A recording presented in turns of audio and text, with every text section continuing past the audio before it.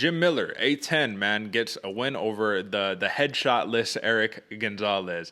But listen, AJ, man, this is what we all expected, right? We came into this saying, come on, man, Jim Miller gets the job done. There's some of these plays where you have a young up-and-comer, and you're like, dude, he could make something happen. And he almost did, dude. He had Miller rocked early in the first round.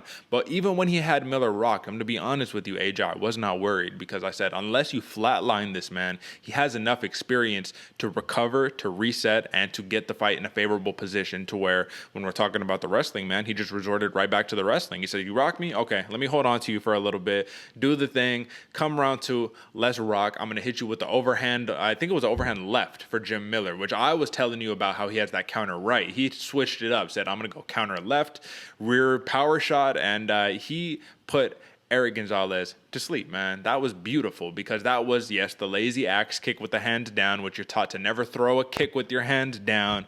But sometimes, you know, being loose, being careless, you know, sometimes that wins you fights. Unfortunately, it lost Gonzalez the fight in this one.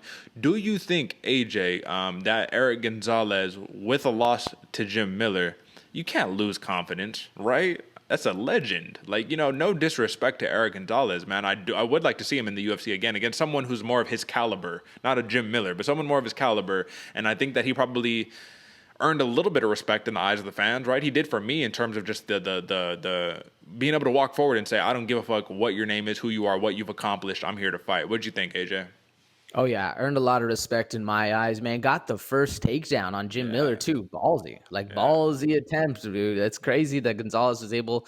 And, I mean, I think all credit goes to him stepping in against a veteran like this on the main card of a UFC event. I think, you know, all credit goes to Gonzalez on this one. And I definitely think it earned him a contract at least, you know. Give this man a couple fights, a 4-fight contract. If there's fighters out there who are losing back to back to back to back, you know, come on. There's room for Gonzalez in this weight class.